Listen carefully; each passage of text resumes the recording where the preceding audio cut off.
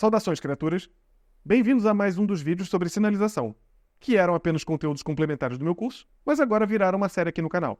A conversa de hoje será sobre aspectos mais estratégicos, sob a ótica de quem identifica, demanda e coordena grandes projetos de sinalização. E para conversarmos sobre esse assunto, Adriana Crivellari. Adriana tem formação em marketing e publicidade, com especialização em marketing de serviços e data science, atua na área de comunicação e marketing desde 2001, sonhava em ser arquiteta, mas seguiu o caminho da publicidade e branding. Quando começou a atuar com projetos de sinalização, conseguiu realizar uma parte dos seus ideais em meio ao design, arquitetura e projetos de engenharia na área da saúde. Bem-vinda, Adri. Oi, Bruno, tudo bom? Prazer estar aqui com você. Prazer te receber. Dri, vamos mergulhar direto no que interessa. Quando eu menciono os maiores desafios de projetos de sinalização, o que vem à sua mente? Uau, boa pergunta, hein? Eu acho que a rotina de uma área de marketing ela é muito complexa, né? E quando entra a sinalização, é sempre um bicho ali de 7 cabeças, porque o time ainda não está preparado para entender o que o projeto de sinalização tem a ver ali com o dia a dia, vamos dizer assim, de campanhas de publicidade. Mas a rotina me fez aprender que tem tudo a ver, né? E os maiores desafios os que passam por entendimento desse projeto, né? Orçamento, é o topo da lista ali, acho que nos grandes desafios, porque um orçamento bem feito, ele vai dar o ritmo necessário para a gente construir o projeto ao longo do caminho. Acho que quando a gente encurta esse passo, a gente vai fazendo steps e tapando buracos que a gente vai falar ao longo aqui do nosso bate-papo.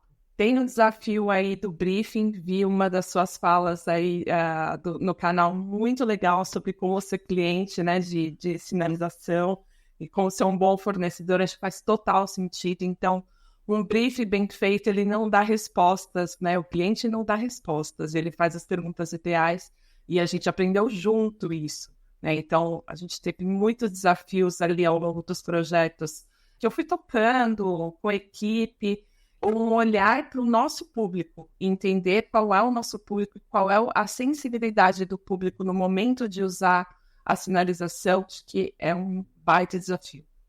É legal que você falou isso sobre orçamento, porque tem a questão do que o projeto vai custar efetivamente, mas também tem toda aquela questão de atrelando o orçamento a briefing. No momento do briefing, o cliente ter a clareza de passar as informações do quanto, se possível, ele pretende gastar com aquele projeto de sinalização, porque isso vira elemento de briefing também. Porque uma coisa que eu fui vendo ao longo dos anos foi cliente sendo perguntado se existia um orçamento, ou se existia alguma previsão orçamentária para aquele projeto como um todo, e o cliente falava não. E aí a gente, enfim, profissionais ou agências desenvolviam conceitos incríveis, e aí quando chegava o cliente aprovava, e aí no momento de orçamento ele falava não, mas isso está muito caro. E aí o que acontecia é você pegar uma ideia incrível, que demandava uma execução incrível, e tem que mutilar ela para caber num orçamento muito menor.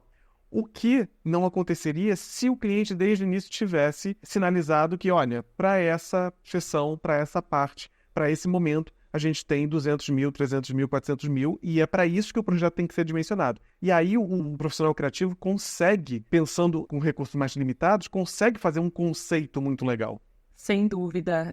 Eu acho que aí tem um ponto interessante, né, que é um outro desafio que eu coloco aqui dentro dos projetos, que é a integração das áreas, né? Quando você consegue casar a área de comunicação com as áreas técnicas, né, mais específicas ali do negócio, então a engenharia, a arquitetura, a manutenção ou alguma área assim, extremamente específica de algum negócio, você tem a dimensão de orçamento, uma visão um pouco mais realista, né? A gente já viveu alguns casos, por exemplo, onde a estrutura, né, ali física, ela é uma estrutura mais moderna ou mais luxuosa e que a sinalização, o design da sinalização precisa acompanhar isso.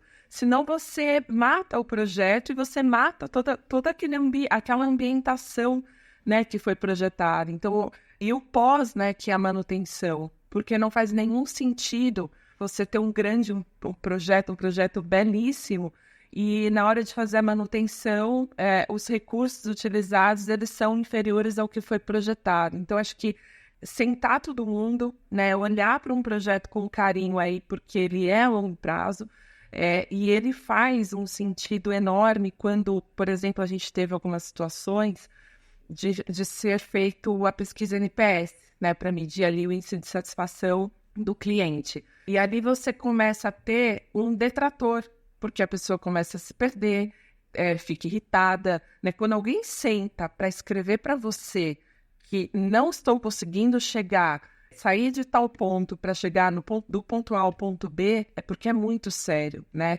Então, eu acho que quando você começa a enxergar, entender que ali tem um ponto de melhoria e um gancho para você ganhar esse cliente, a gente tem uma efetividade, né? Não só da parte de comunicação, mas de toda a estrutura que está olhando ali para a experiência desse cliente. Só fazer um parêntese muito localizado aqui, mas eu não posso perder a chance de fazer que não é uma piada, mas é a mais pura realidade. Eu acho que você vai concordar, mas você pode não concordar também. Em todos os projetos, principalmente se a gente estiver falando de aeroporto, shopping ou hospital, para mim, as duas pessoas, os dois cargos fundamentais para entrevistar é o profissional de segurança e o profissional de manutenção e limpeza. Porque esses dois, se existe um problema de sinalização, são esses dois que sabem. Com certeza, concordo absolutamente com você. É legal a gente olhar para os profissionais de limpeza e de manutenção, porque muitas vezes são eles que estão ali na rota do cliente e que ajudam, né, na indicação desse caminho, inclusive na hora da gente traçar um caminho, o melhor caminho, eles que conhecem, assim, perfeitamente um ponto aqui, né? No caso de hospitais, principalmente, que utilizam produtos químicos aí diferentes de outros lugares. Então, a gente tem uma questão aí com a produção dos materiais, que muitas vezes eles ou mancham, ficam foscos, né, tiram o adesivo. Então, tem todo... É um outro negócio ali de cuidado para a sinalização. E é muito legal você falar isso também, porque a gente pode trazer um outro aspecto para a nossa fala, que é, assim, de forma alguma eu quero tirar a responsabilidade dos designers, dos wayfinders, das agências ou dos fornecedores. Não quero e não vou tirar a responsabilidade deles. Mas quando um cliente se especializa, ou enfim, já tomou na cabeça, ou então assistiu esse vídeo, ou fez um curso, enfim, se o cliente se expôs, se o profissional de marketing, o profissional de comunicação se expôs a determinados conhecimentos acerca de projetos e principalmente projetos de sinalização, ele já vê as coisas por um outro ângulo e consegue prever problemas. Então, consegue chegar no momento, por exemplo, da apresentação de uma conceituação ou da apresentação de um protótipo e virar para a agência ou para o fornecedor e falar: ok, mas como eu limpo isso? Ok, mas como eu troco essa iluminação se ela quebrar? Porque, assim, são preocupações que quem cria e quem produz tem que ter. Mas, às vezes, calhou de você não escolher o fornecedor, foi o setor de compras que acabou decidindo, e aí pegou um fornecedor que tinha um preço melhor, mas nunca tinha feito projetos de sinalização, só tinha feito talvez de PDV, ou só de coisas que não tem, oferecem muita manutenção, e, de repente, você se vê com um elefante branco, não é nem um elefante branco, é uma armadilha, uma bomba relógio na sua mão. São projetos que parecem que vão funcionar, só que com uma semana, um mês ou 6 meses de implantação, começam a dar um problema que vai gerar um custo muito maior do que ele custou para produzir. Não, faz total sentido. Você falou de armadilha, eu vivenciei muitas vezes essa situação, principalmente quando você está montando projetos com o complexo em expansão, né? Então, o tempo inteiro mudando rota. Então, as pessoas não têm tempo de memorizar nem quem poderia ajudar, que é o time, né? Os colaboradores não conseguem memorizar aquilo e realmente a coisa vai, assim, atropelando. E a gente teve acho que é aí até um case para a gente falar, se você quiser um dia, acho que mais profundamente, que foi a Covid, né? A gente precisou montar 2 estruturas, aí falando, né, do hospital, você dividiu o hospital em 2 grandes fluxos, com 54 elevadores, né, com áreas extremamente separadas, e isso é muito difícil, né, com profissionais circulando separadamente, e você comunica como isso, né, é uma coisa assim muito complexa. Então, isso só foi possível porque muitos times trabalharam junto, olhando para esse processo, time assistencial, time técnico, time de comunicação, time de marketing. Então, assim, foram múltiplos trabalhos e legal. Agora vamos andar para ver se está claro, né? Então, acho que tem um pouco dessa dinâmica também. E que outros desafios que a gente pode explorar? Acho que o centro, né? Acho não, certeza, o centro da sinalização, do design aqui é o público. E aí a gente começa a enxergar perfis, né? Então a gente tem, hoje, a gente está num momento de transição aqui, né? De cenários super tecnológicos e o cenário aí que a gente pode falar ainda o offline, né? O mapinha na mão, a placa. Eu vejo que hoje a gente tem muito claramente esses dois tipos de pessoas circulando. Quem gosta de estar ali no app e consegue memorizar ali e vai embora, e dependendo do lugar, isso é uma coisa bacana, quero falar um pouquinho disso também.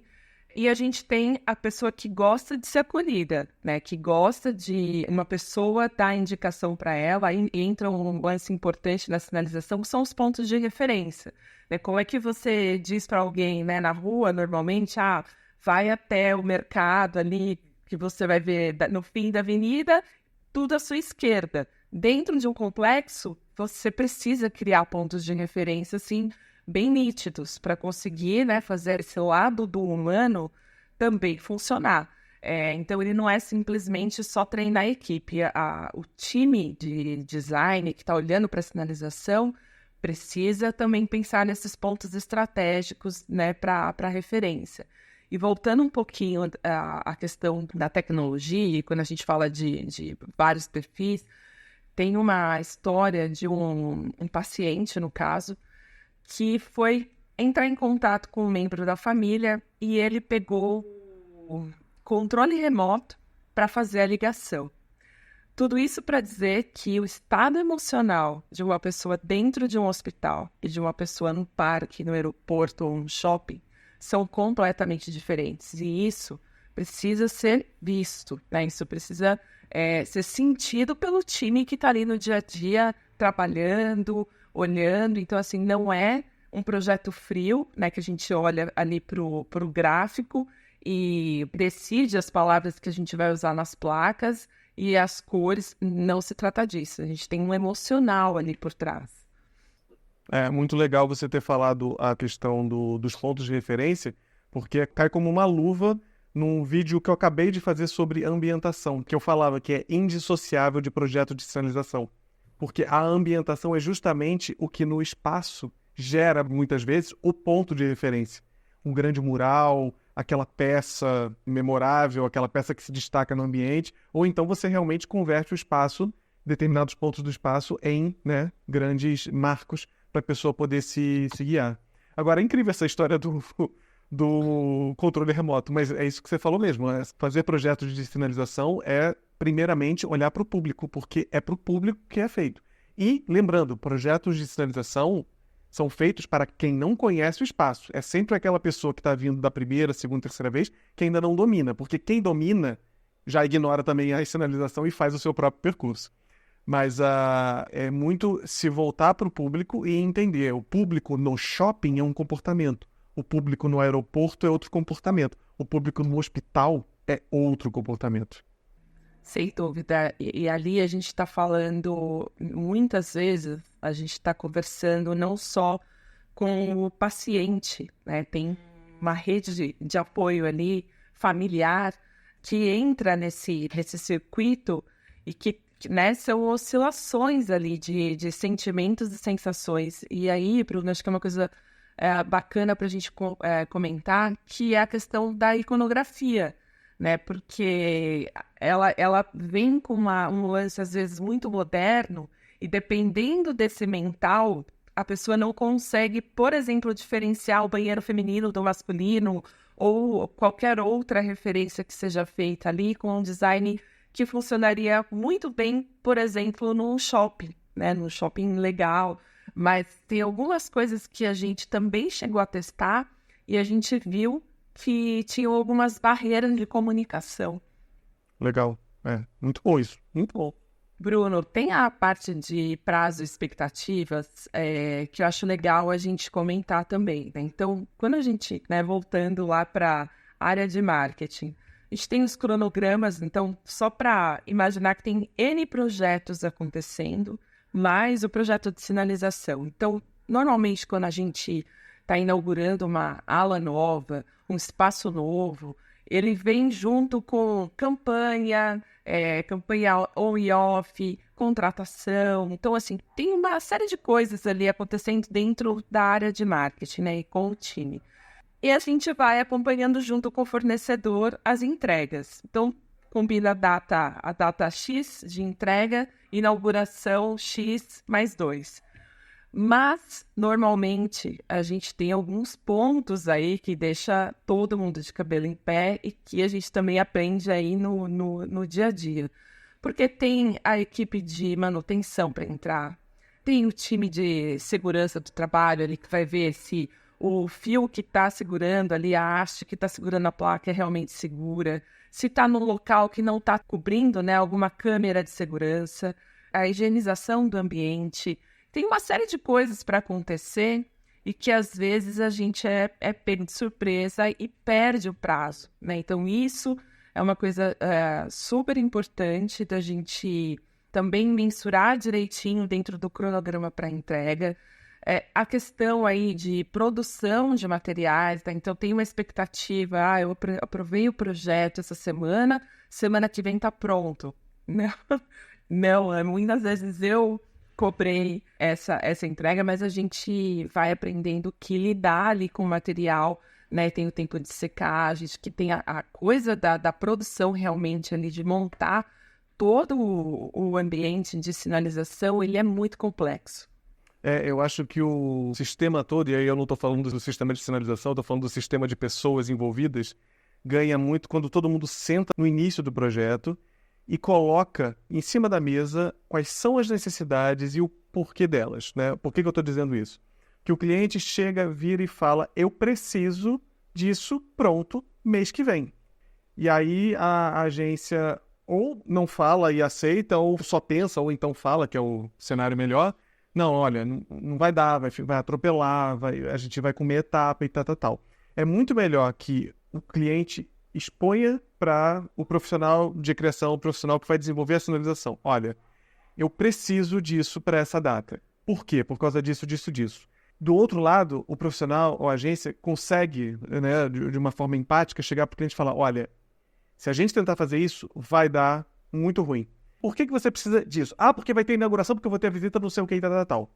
E às vezes é uma coisa que os motivos pelos quais as coisas vão acontecer, o cliente acaba retendo, ou porque ele acha que não é pertinente passar, ou porque ele acha que não deveria passar, mas enfim, uma vez que se estabelece um espaço de confiança e existe a troca real, e o cliente fala, eu preciso disso porque eu vou ter a visita tal. Aí abre o espaço, um espaço de criatividade para o profissional ou para a agência reagir e falar, olha, então vamos fazer assim, vamos só nos concentrar nesse ponto aqui que é o que você precisa entregar, vamos tapumar e colocar comunicação em todo o resto, e a gente vai ter tempo, a gente vai conseguir entregar porque você precisa, e a gente vai conseguir ter todo aquele prazo que a gente precisa para desenvolver o sistema ou aquela solução, como ela deve ser desenvolvida para o resto do espaço.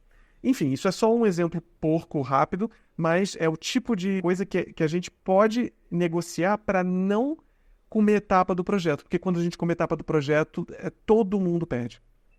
Exatamente. Todo mundo perde. A gente vê isso a longo prazo, né? Então, quando o projeto está pronto, tudo está rodando, que vem, putz, errei aqui. Se eu tivesse cumprido essa jornada, agora a gente estava um pouco mais confortável para seguir. Então, acho que isso é uma coisa importante. E tem uma questão que acho interessante também trazer, que a gente acabou aprendendo não só, além das habilidades técnicas de comunicação, do fornecedor que está com a gente, das áreas que começaram a atuar, né? Foram projetos que todo mundo começou a colaborar. Entrou um elemento muito bacana para a gente de trabalho, que foi um comitê de clientes. Então, o comitê de clientes passou a olhar para os projetos e validar absolutamente tudo. Então, o mapa tá fácil, o mapa tá difícil. Preciso de uma referência. Essa referência que vocês estão colocando, ninguém conhece. A gente fala da lanchonete, não fala da referência. E para todos os projetos, né? Então, eu acho que isso foi um ganho, porque aí não é mais eu acho que o cliente pensa isso, é ele dizendo o que ele pensa. E aí cabe a gente do outro lado, bom, a gente está do lado do cliente, mas cabe a gente como receptores da informação entender o que o cliente está falando e por que ele... Mais do que entender o que o cliente está falando, por que ele está falando aquilo, porque normalmente quando a gente ouve o porquê que ele está falando aquilo, ou busca saber, é que a gente entende por que levou ele a falar aquilo. Porque é frequente, né? Às vezes você pergunta uma coisa para um cliente, e isso a gente, em pesquisa, sabe na pele. Você precisa entender muito bem o que você vai perguntar, como você vai perguntar, em que ordem você vai perguntar, para que você não contamine o menos possível a resposta do cliente, para você ter acesso àquele conhecimento que você realmente precisa. Porque se você só simplesmente, eu preciso saber disso, vou perguntar para o cliente. A sua pergunta já é o filtro, a sua pergunta já é um enviesador. Então você precisa saber como levantar aquela informação junto ao seu público. Perfeito, exatamente. E a gente começou a, por exemplo, perceber jornadas, né? Então, eu passei por uma vivência de realizar exames, por exemplo. E eu precisei me trocar e destrocar, colocar a camisolinha para o exame 3 vezes no mesmo dia. Porque o complexo é grande, você não tem como, né, fazer esse deslocamento, mas bacana, faz parte. Mas qual é a jornada? Né? Assim, o que eu consigo facilitar na vida dessa pessoa? Aonde ela precisa bater os olhos? Normalmente o fluxo de trajeto é de qual sala de exame para qual sala de exame. Ou se você está no aeroporto, ele sai da onde e vai para onde? Ele volta para algum lugar? Ele precisa ter essa informação aí reversa. Então, tem muita coisa no detalhe que quando você vive a experiência, né, a jornada desse cliente-paciente, você começa a ter uma logística de trabalho muito mais funcional. Boa, muito bom. Aí eu fico pensando nas etapas de apresentação do projeto de sinalização, na conceituação, na implantação. O que você vê que talvez não funciona tão bem ou coisas que funcionaram no passado e que você viu que fez toda a diferença na hora de contemplar projetos de sinalização, seja na etapa de conceituação, seja na implantação, de entender onde as peças vão. Quando a gente fala de aprovação, né, aí o marketing está sempre reportando para alguma diretoria executiva ou para múltiplos diretores, né, já que a gente está falando em equipes multidisciplinares da aprovação. Então, aqui eu acho que é importante a gente estar alinhado para cima, né? Então, a gente falou do orçamento, então a gente tem um orçamento que vem de cima para baixo, a gente coloca os inputs ali de necessidade, as realidades possíveis ali dentro do orçamento. E tem a questão do conceito, né? Então, a área de marketing, ele que está fazendo a proposta daquela sinalização, está sendo desafiado a trazer algo bacana, conhece a sua diretoria, né? Então, o que eu sei que funciona, o que eu sei que não funciona e o que comporta aqui o meu público, né? Para fazer essa entrega adequada. Então, acho que esse é o primeiro ponto. Então, que eu vejo que funciona muito é a gente pensar em opções, né, a opção mãe, vamos chamar assim, e algumas derivações, né, porque o briefing também não deriva da, como você disse, né, voltando ao vídeo que você fez, né, eu não posso pedir um projeto circular e receber um projeto quadrado. Então, as variações têm que ser dentro do briefing que eu pedi. Então, acho que uma opção um pouco mais estruturada ali, como o caminho é esse, vocês topam. Agora, a gente pode ir para um projeto A, um projeto B ou um projeto C. Então, acho que levar essas opções para aprovação da direção, para as áreas se sentirem confortáveis, entender a estrutura, a leitura de todo o projeto, é fundamental. Então, acho que esse é um primeiro passo. Um outro passo que funcionou muito bem era eu acho que tecnicamente tem um nome, mas quando a gente faz uma estrutura, né, real e apresenta, né, uma peça conceito ali e mostra. Então, acho que ela traz um pouco a cor, o brilho, o adesivo é interno ou externo, se eu quiser substituir, como é que faz? Então, assim, para todas as perguntas virem naquele momento da peça conceito. Então, acho que são coisas que a gente pode evitar um problema maior lá na frente. Muito legal você ter falado isso, porque eu tenho pontos a fazer sobre os dois. Sobre isso que você falou da estrutura, né? Aprovar com a estrutura. Então, é muito interessante quando a agência chega para o cliente e fala como é que é a sua estrutura de aprovação? Quem que demandou isso? E, de novo, não é querendo tirar a responsabilidade da agência, porque eu acho que, assim, o designer, a agência, são aqueles que detêm o conhecimento de como o projeto precisa se dar. Então, cabe a eles sensibilizar o cliente e falar, olha, a gente precisa disso por conta disso, disso, disso. No entanto, como eu já falei nesse vídeo, se o cliente já for um pouco mais macetado, já entender como as coisas se dão, ele vai poder passar já para a agência, mesmo que ela não pergunte. Olha, a minha estrutura, eu tô aqui na base da pirâmide. Eu ainda preciso passar para cá e para cá. Nesse sentido, o designer ou agência, o profissional, tem condições de montar apresentações, não para ele apresentar conceito, ou peça, ou implantação, o que quer que seja, para aquele cliente que o contratou. Ele tem condições de entregar na mão desse cliente que o contratou a peça que esse cliente vai precisar para vender o projeto dentro da sua estrutura. E aí o profissional, o designer, a agência, entendem que eles têm que adequar a comunicação, aquele conteúdo para aquele público, que no caso deles agora é o cliente, né, aquele público local, mas que aquilo ali é uma peça para que vai ajudar esse cliente a vender a própria agência, o conceito, dentro da estrutura dele. Então isso muda. Eu faço questão de pontuar isso aqui porque isso muda a forma como você pensa. Estrutura de apresentação, a sequência de slides, a profundidade com que você vai mostrar coisas. Às vezes, determinados clientes, que são extremamente técnicos, às vezes você está fazendo alguma coisa para uma estrutura que é formada basicamente de engenheiros e arquitetos. Vistas vão funcionar melhor do que simulações. Mas para a maioria dos clientes, uma simulação 3D, uma simulação fotográfica, se só isso fosse apresentado, você poderia abrir mão de todo o resto de vistas, elevações, que são coisas que o público geral até não entende o que está vendo. Tem dificuldade de fazer a leitura desse tipo de material, concordo.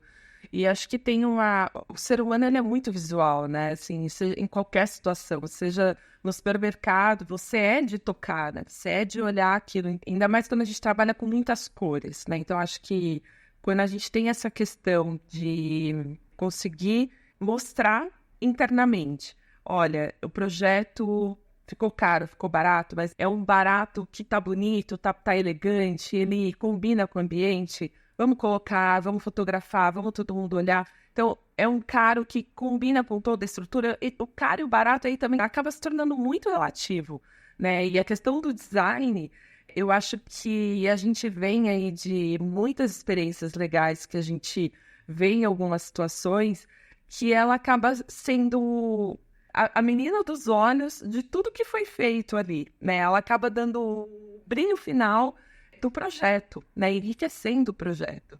E voltando no segundo ponto que você falou sobre o protótipo, quando eu estava pensando no curso que eu queria montar sobre sinalização, eu estava pensando qual seria a melhor metodologia, porque, enfim, uma vez que você aprende um conhecimento, você adapta ele para o que for. Mas você precisa basear ele em algo, dar uma modelagem, uma cara inicial, uma estrutura inicial. E a questão de protótipo foi uma coisa que eu fiz muito questão de colocar todas as sequências pré-projeto, de apreciação, blá, blá, de investigação, não sei o quê.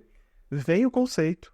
O cliente aprovou o conceito, faz o protótipo. Por quê? Eu vejo outros profissionais, outras agências, outras metodologias, e sem prejuízo nenhum para elas, sem crítica nenhuma. Mas eu vejo elas desenvolvendo o projeto inteiro, e aí lá na frente, antes de você produzir a peça, você faz o protótipo. Só que, nesse momento, já se passou um projeto inteiro. Sendo que se você tivesse feito o protótipo na sequência da aprovação do conceito, e aí você já tem como também, com esse protótipo, fazer uma prévia orçamentária, o cliente já tem condições de falar, gente, isso aqui é lindo, maravilhoso e tal. Aí você põe a prévia orçamentária e você fala, ó, é 800 mil. Aí fala, olha, isso é lindo, mas eu não tenho essa grana toda. Ok, então, se a gente cortar o acrílico 5 milímetros para 2 milímetros, ele cai para 500 mil.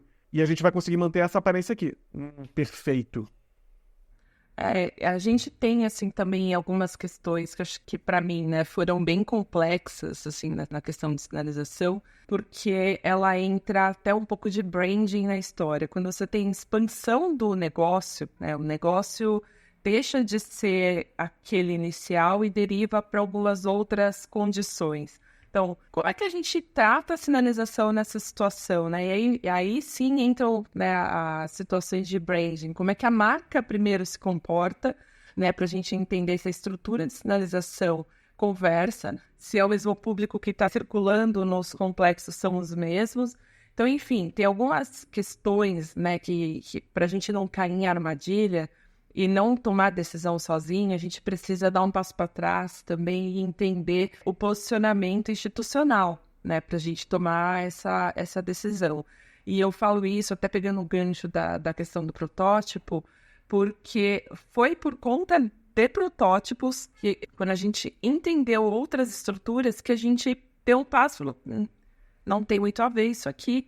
Essa nova área, esse novo espaço é um endereço diferente, é um negócio diferente e não tem nada a ver. Por outro lado, a gente tinha um negócio que é educação, né, na estrutura hospitalar, mas as pessoas circulavam no mesmo espaço ali, então não podia ser chocante, né, as comunicações ali. Então, acho que cada caso é um caso, acho que por isso é fundamental a gente ter a ajuda de profissionais como você para ajudar a gente nesse olhar, porque às vezes a gente está tão imerso ali no dia a dia, olhando só para data de entrega e cronograma e outras tantas coisas, que a gente simplesmente sai executando, né? E são essas etapas justamente que a gente não pode pular.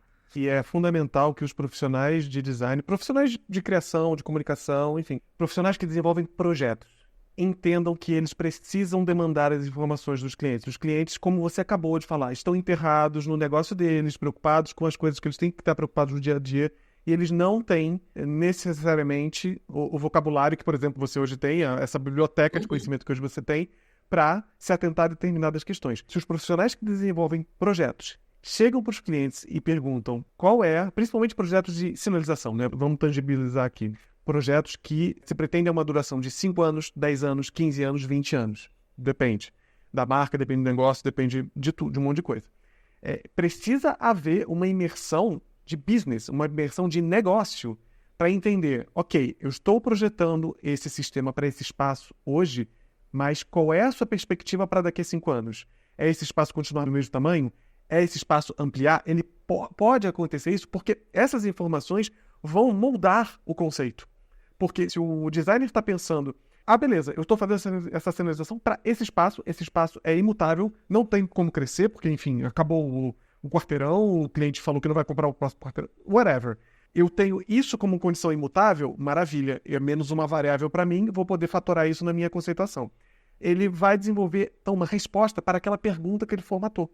E aí ele vai por exemplo, uma vez que a imutabilidade de determinado aspecto se colocou, ele vai pegar e vai usar, maravilha, isso não vai mudar, eu posso contar com isso. Então, eu vou fazer meu conceito baseado nisso.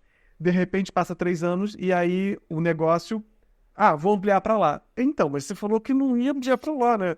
Eu fiz um negócio baseado aqui, por quê? Porque isso funciona aqui. Agora vai ampliar para lá, eu acho que, assim, ou vai ficar Frankenstein, ou a gente vai ter que fazer um malabarismo mental, conceitual, para fazer um fit entre as duas coisas. O que não aconteceria se desde lá atrás tivesse sido falado, olha, hoje a gente tem esse espaço, mas a gente pretende ampliar. Aí o designer pensa, lógica modular. Vou fazer isso para cá, por quê? Se ampliar para lá, eu tenho mais essa cor, eu tenho mais essa biblioteca, porque também tem isso. Uma coisa que eu enfatizo muito em diversos vídeos diferentes é que cor em sinalização é código de informação. Nada em design é gratuito, mas isso é muito crítico em sinalização. Nenhuma escolha de cor pode ser gratuita ou pode ser fraca conceitualmente. Por exemplo, um sistema de sinalização que pode no futuro ampliar, o designer no momento de conceituar vai prever aquela escala de cores porque atende aquilo ali, mas ele vai prever com 3, 4, 5 possibilidades de expansão. E é por isso que aquela paleta inicial foi definida, e defendida e aprovada. Todas as decisões que a gente toma de forma estratégica hoje facilitam absurdamente o amanhã. Com certeza, com certeza. E a cor, né, ainda refletindo aí na questão do público, tem um outro detalhe quando a gente está falando aí da parte emocional ou de sensibilidade de alguma condição do paciente, no caso do hospital, porque teve um tom de laranja, por exemplo, que a gente, no início dos projetos, buscou usar, que era uma cor bem viva, e ele dava muita náusea no paciente, né? Numa condição ali de um medicamento, enfim. Então, é uma outra condição que a gente precisa de ajuda para entender, né, e conseguir elaborar o projeto adequadamente. Queria contar um outro caso também que a gente viveu ali também já. Eu fico pensando, a gente trabalhou muito a quatro mãos, imagina se não fosse como seria.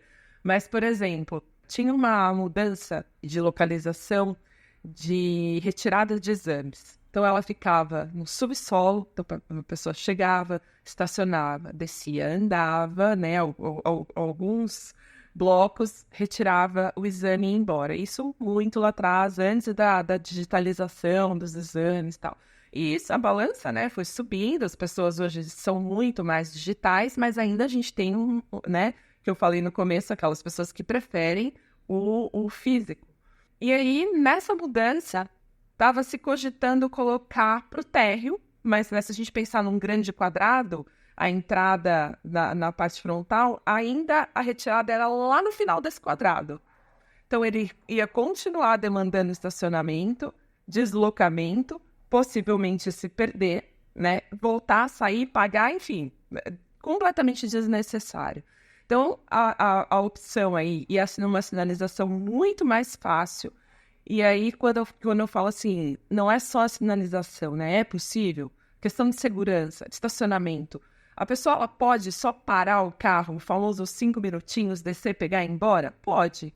Ah, legal. A pessoa pode, quando for receber a ligação, ou aí o trabalho da comunicação sendo feita com esse paciente, senhor, se você preferir, é muito fácil a retirada, enfim, né, em frente aos consultórios ali dos médicos, uma coisa muito mais simples para todas as áreas, né? Então, acho que essa integração aí de fluxo, e você tira a pessoa circulando de dentro, né? Assim, você facilita para outras pessoas, por mais que esse nível seja muito menor de pessoas ainda retirarem essa condição, sei lá, num dia a gente está falando de 100 pessoas, são 100 pessoas a menos circulando lá dentro. Então, acho que essas situações são situações que a gente precisa prever e conversar. E é muito bom que você tenha dado esse exemplo, porque ele toca num aspecto, mais uma vez, fundamental para o desenvolvimento de projetos de sinalização, que é esse debruce sobre a necessidade real que o cliente tem, que você identifica a partir de, óbvio, entrevistas com o cliente, entrevistas com o funcionário de segurança, o funcionário de limpeza, entrevistas com o público. Porque quando você entende a real necessidade de uma operação, você, enquanto profissional de design, profissional de agência, profissional criativo, consegue auxiliar o cliente a entender como melhor encarar e formatar aquele espaço. Porque muitas vezes a solução de um projeto de sinalização não é a emissão de artes, confecção de placas e instalação de componentes. É uma mudança de lógica. Nesse exemplo que você estava falando, quem disse que placas seriam necessárias? Às vezes, tudo que seria necessário é abrir uma entrada do outro lado, claro, se fosse possível, mas abrir uma outra entrada do lado porque estaria junto da área de exame, a pessoa poderia... ou fazer um drive-thru. É aí que tá. O profissional de criação está a todo momento exposto a benchmark, a melhores práticas, a coisas curiosas. Ele vai a exposições, ele assina newsletter, ele entra, ele faz Pinterest, enfim, ele está se expondo a todo momento a uma série de soluções que foram dadas em outros contextos. Quem disse que não dá para fazer um drive-thru de retirada de exame no hospital?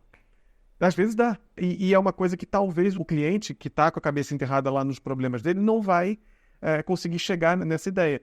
Mas aí, tudo que precisa é o quê? O profissional de criação assumir o seu papel de, cara, deixa eu fazer uma investigação, deixa eu me debruçar e deixa eu problematizar. Problematizar, criar a pergunta, já é 90% da resposta. Com certeza, com certeza. Dri, muito obrigado. Foi muito bom. Bruno, eu que agradeço. Precisar, tô por aqui e muito bacana a iniciativa. Valeu. Obrigada. Curte o vídeo, ou descurte e me diz por quê. Se inscreve no canal e a gente se vê no próximo episódio.